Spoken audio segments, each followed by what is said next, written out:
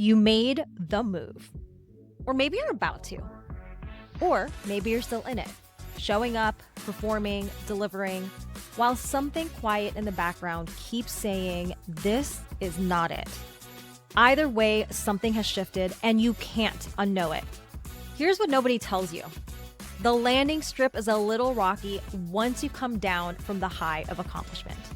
There are moments of real excitement, real clarity, like, yes, this is exactly where I'm supposed to be. And then night comes, and the anxiety rolls in, the what ifs, the what am I actually doing? Not because you made the wrong choice, by the way, but because you're standing in the space between who you were and who you're becoming. Done pretending this is enough, done pushing through, done ignoring the thing that keeps pulling at you. That's exactly where this podcast lives. I'm Laura Dionisio, founder of Lead Intact, and I've been exactly where you are. The corporate success that stopped feeling like success, the leap that was equal parts terrifying and necessary, the messy, non-linear process of building something that actually fits and learning to trust yourself through all of it. This is the pivot point. Real conversations about what's actually happening beneath the surface and what it takes to build a life that feels as good as it looks. Not just the wins, the attempts too. Because I'm not here to romanticize the journey. I'm here to show you what it's really like. Let's get into it. Have you been hearing everything these days? And on the one hand, you're just like, oh, AI again. And on the other hand, you're kind of like, but am I behind though? Let's talk about it. Hi, I'm Laura Dionisio, host of the Pivot Point with Laura Dionisio podcast. And today is a departure from the usual podcast solo episode.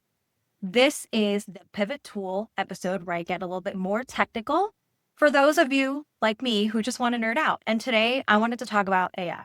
Not necessarily what is it and how can I use it, but how do I use it and how do I work with my clients so that they can think about the best way AI can support them without being all like, oh, but I'm behind, without like FOMOing about it. So why does this matter? It matters because it is so easy to get caught up in AI, right? Like, how many of you have gone through Instagram, you're scrolling, or Facebook, or really anywhere, and it's just like, optimize your workflow, AI, help with your dating, hey, download this AI skill, you must need it. And you're just like, I don't even know what a skill is, right? And I think that's the wrong question to ask. It's not, the question isn't, what is AI capable of?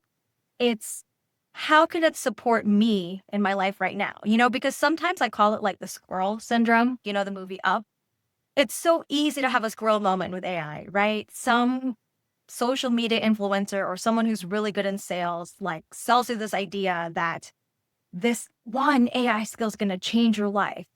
And then it's like, wow, I think it would change my life. I don't like that approach. I believe in the approach of, let me take a look at my life already. And where do I already feel unsupported? Or where do I feel really irritated because I'm doing the same shit over and over again? To me, that's where we should start. We should start with, how can I be supported right now? And then from there, you can ask yourself, is it because I don't actually need to do the thing? Is it because I can ask somebody else to do it for me? Can I hire somebody else to do it? Or can AI help me? Does that make sense? We don't go straight for AI. We go straight for, okay, what is the actual pain point I'm trying to resolve? Or where in my life can I feel some ease and flow? And then we can ask if AI is the right solution. So just to be a little bit more on the technical side, I'm just going to define some terminology, AI terminology, as of this recording, right? Because AI is moving so fast that by tomorrow it could be different. But this might be useful so that when somebody says these terms, you know what it is. And also, as we talk through some of the ways I use AI, you'll know what I'm talking about. So the first thing is a chat or a thread. I think this is the most common one that people know. This is basically like when you go into Claude, into Gemini, into ChatGPT, and you just start up a new conversation. That's a thread, also known as a chat, also known as a chat thread. And you can do a lot of things by starting a new thread or even staying in the same one. But one of my rule of thumbs that I talk to my clients about, and even that I use, is if you find yourself using that one chat thread because you don't want to lose context, like you just keep using it over and over again, but then you have a hard time like trying to find previous answers, or sometimes like the the output that it gives you is not so great because you've been asking too many questions and you've been changing your mind. Okay, so this is when something like a project might be helpful. And a project is basically, think of it as like a permanent home base that has specific instructions, context, files, so that you can start different chat threads within the project and it'll have the same context each time. This way, you won't have like an infinity long chat thread. You can have multiple ones. And with Claude and ChatGPT, probably all the other ones as well, there's capability for the AI to look through different chats within the project. So it always has the same context. Now, why would you want to do this?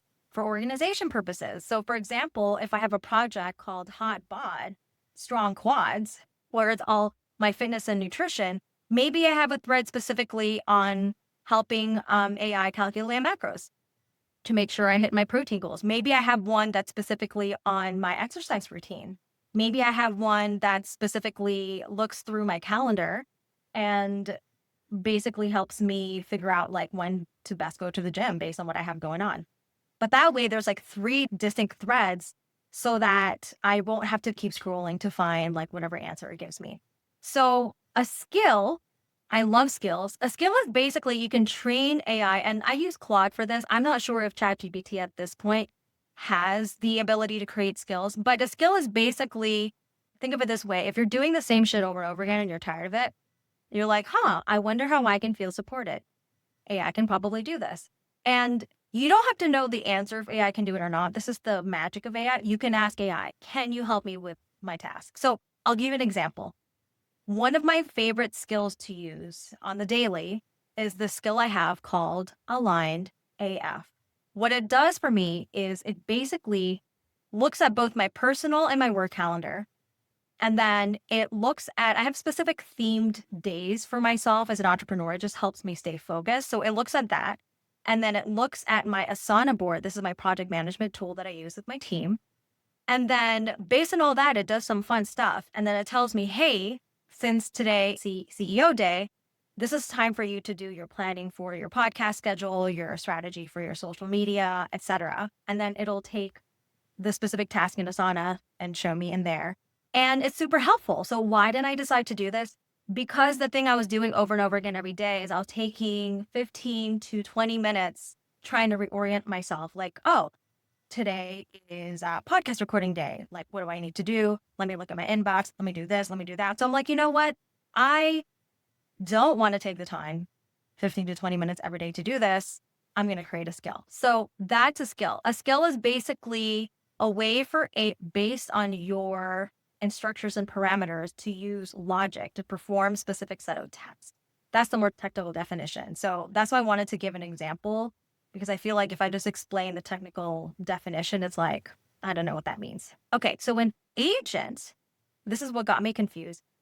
So with a skill, so let me back up a bit. With a skill, you have to call it manually every time. So I'll have to be like, run aligned AF. Or I have this other skill called inbox blow up, because inbox management was something that I just did not enjoy. And I would have to say, run inbox blow up.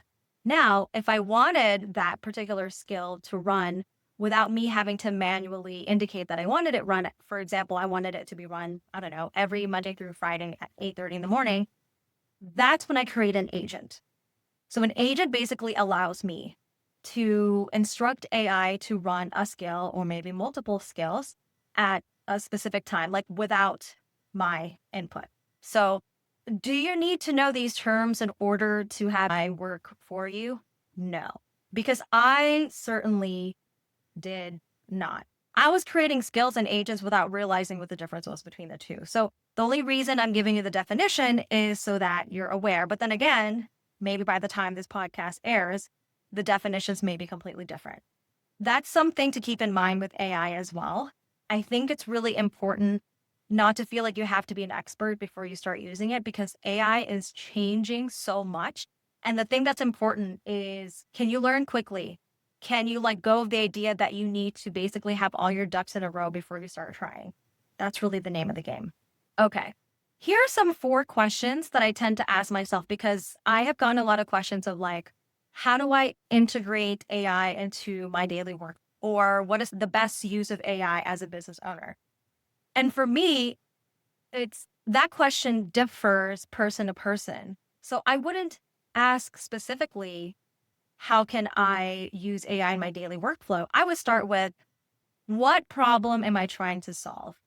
What in my daily work do I just hate so much to do? So, as an example, I am working on a project right now for a friend of mine where the part of her workflow is not necessarily daily that she really dreads is doing cost estimation and proposal workup or proposal draft. And so if there's something like that in your workflow, maybe it's not the proposal draft. Maybe it's actual outreach. Maybe it's crafting email messages. Maybe it's coming up with social media content. Whatever it is that feels like such a pain in the ass to you, that's when you might ask yourself, I wonder if AI can help me. The answer is probably yes. The second question I ask myself, it's kind of like the cousin of like, what problem am I trying to solve, is what would make my life easier? So here's an example. I do a lot of live master classes. And then because it's recorded, I always see it as an opportunity of, oh, how else can I reuse this content? Maybe I can make it into an evergreen course. So I was taking, I'm not even kidding, like hours where I would copy the whole transcript. I would put it into chat or Claude, and I would say, act as a master course creator.